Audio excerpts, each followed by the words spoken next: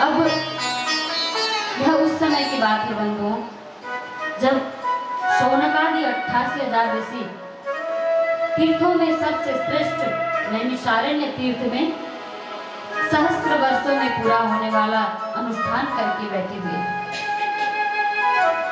प्रातः काल एक दिन अपने अग्निहोत्र, नित्य कर्म, जप तप इत्यादि से निवृत्त हो जाने के पश्चात वहां पर सूत जी महामुनि का आगमन होता है। तो सूत जी महामुनि को आते हुए देख शौनकादि 88,000 ऋषि उनका सम्मान करके, उनका पाद प्रक्षालन कर उनको आसन ग्रहण कराते और सूत जी महामुनि से वे प्रश्न पूछते हैं।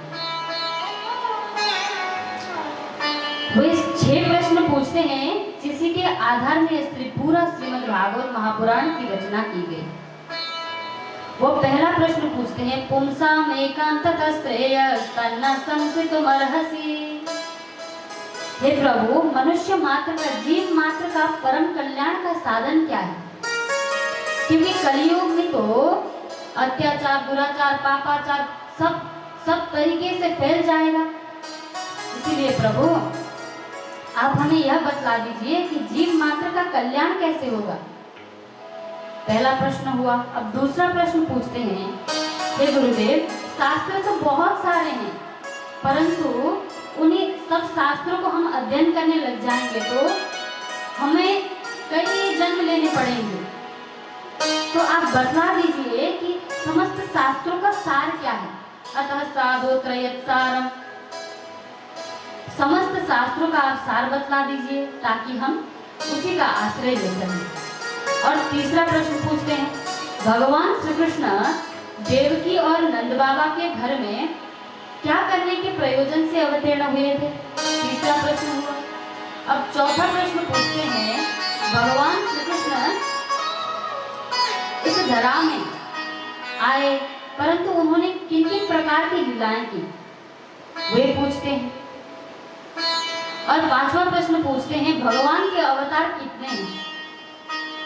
और छठवां प्रश्न जो है वो पूछते हैं, ब्रूहि योगेश्वरे कृष्णे ब्रह्मण्ये धर्मवर्मणे त्वां कर्तामग्नोपेते धर्मकं शरणं गतः।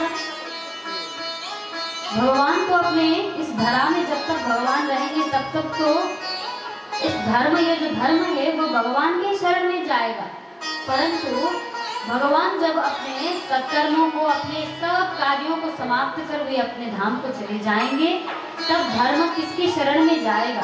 धर्मकं शरणं गतः। तब धर्म किसके शरण में जाएगा? गुरुदेव आप यह बतलाने की कृपा कीजिए।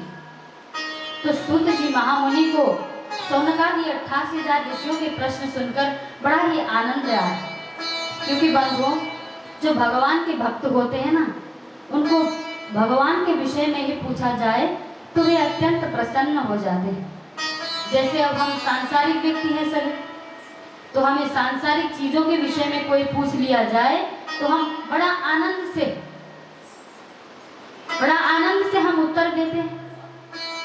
तो सूत जी महामुनि को भी भगवान के विषय में प्रश्न करने पर बड़ा ही आनंद आया। तो सूत जी महामुनि अपने गुरुदेव की पहले स्तुति करते हैं, मंगलाचरण करते हैं, तत्पश्चात वे प्रश्न का उत्तर देना प्रारंभ करते हैं। तो वे गुरुदेव का इस प्रकार स्तुति करते हैं, यम प्रव्रजन्तमनुपेतमपेतकृत्यं द्वैपायनो विरहकातराजुहाव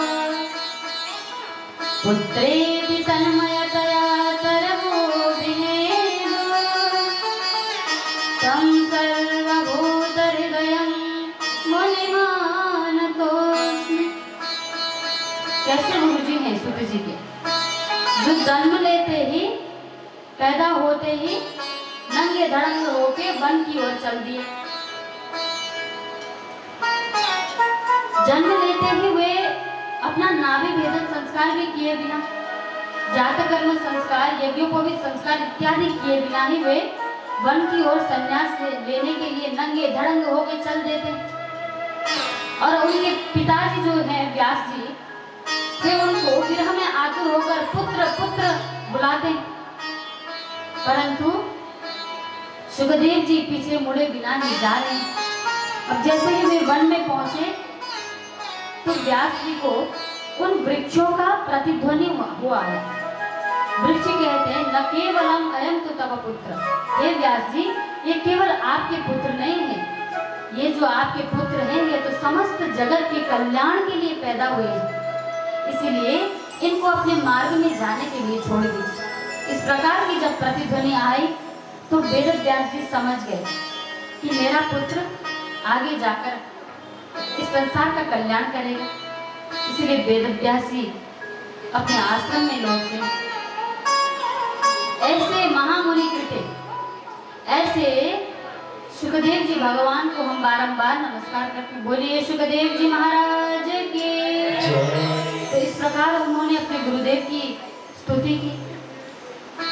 कोई भी काम करने से पहले हमें गुरुदेव की स्तुति तो करना ही चाहिए, क्योंकि गुरुदेव का आशीर्वाद जो है हमें हर कदम में हमें जरूरत पड़ती है।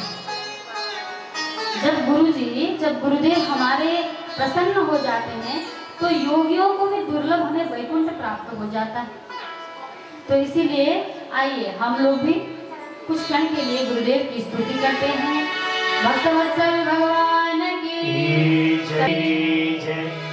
कृष्ण सुनाने वाले लाखों प्रणाम, सुखदेव लाखों प्रणाम, ओ लाखों प्रणाम, गुरुवर लाखों प्रणाम। कृष्ण कथा सुनाने वाले, भागवत कथा सुनाने वाले लाखों प्रणाम, सुखदेव लाखों प्रणाम, ओ लाखों प्रणाम, गुरुवर